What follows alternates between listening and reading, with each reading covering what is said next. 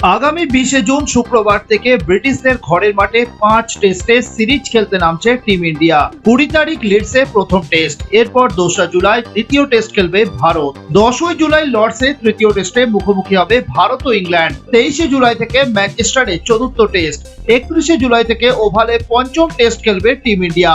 ইতিমধ্যেই বেশ কিছুদিন হলো ইংল্যান্ডে পৌঁছে লাল বলে টেস্ট সিরিজের মহড়া সারছে ভারতীয় দল। তবে এবার ইংল্যান্ড সফরে ভারতীয় দলে নেই দুই কিংবদন্তি তারকা ক্রিকেটার বিরাট কোহলি ও রোহিত শর্মা।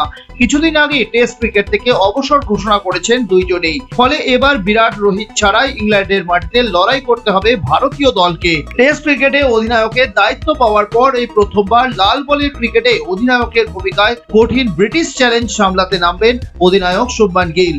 ফলে কার্যত ব্রিটিশ ভূমে অগ্নি পরীক্ষা অধিনায়ক শুভমান গিলের। আর সিরিজ শুরুর আগে ইংল্যান্ডের অধিনায়ক বেন স্টোকস বলছেন, গোটা সিরিজে কোহলির লড়াকু মানসিকতা মিস করবে ভারত। ভারত ইংল্যান্ড প্রথম টেস্ট শুরুর আগে হেডিংলেতে প্রথম টেস্টে ভারতের সামনে কেমন উইকেট অপেক্ষা করছে সেই নিয়ে চলছে জল্পনা।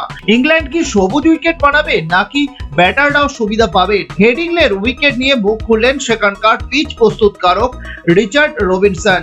তিনি জানিয়েছেন, প্রথম টেস্টে ব্যাট ও বলের লড়াই দেখা যাবে। রবিনসন বলছেন, টেস্টের সময় ভালো গরম থাকবে, তাই উইকেটে আর্দ্রতা আছে। খেলা যত গড়াবে তত আর্দ্রতা কমবে।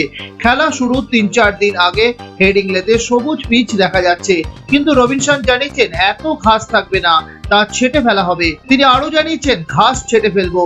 এখন তাপমাত্রা বেশি থাকায় পিচে জল বেশি দেওয়া হচ্ছে, তাই ঘাস রাখা হয়েছে। এত পিচ ভাঙবে না, খেলার সময় এত ঘাস থাকবে না। আমি চাই 3-4 দিন নয়, 5 দিন খেলা গড়াক।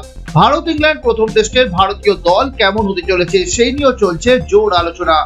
এই সফরে জাসপ্রীত বুমরাহ, মোহাম্মদ সিরাজের মতো দুই অভিজ্ঞ পেসার রয়েছেন, কিন্তু বাকি পেসারদের অভিজ্ঞতা বা ইংল্যান্ডের পরিস্থিতি সম্পর্কে খুব একটা ধারণা নেই। মোহাম্মদ সামিকে জায়গা দেওয়া হয়নি স্কোয়াডে, বুমরাহকেও সব ম্যাচে খেলানো হবে না। তবে প্রাথমিক চিন্তা ব্যাটিং অর্ডারিং। ওপেনিং এ যশস্বী জয়সওয়াল থাকছেন, সঙ্গী কে হবেন?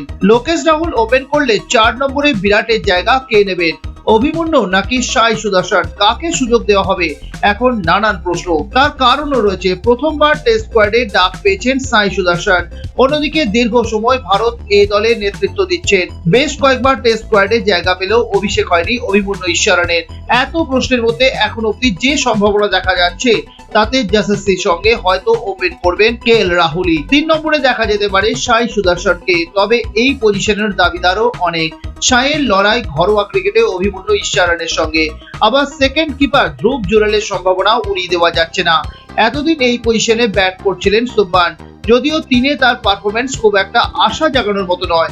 4 নম্বরে দেখা যেতে পারে ক্যাপ্টেন শুভমান গিলকে। 5 নম্বরে দেখা যেতে পারে অভিজ্ঞ করুণ নায়ারকে। 6 ভাইস ক্যাপ্টেন ঋষভ পান্ত। এরপর spin bowling allrounder Ravindra Jadeja.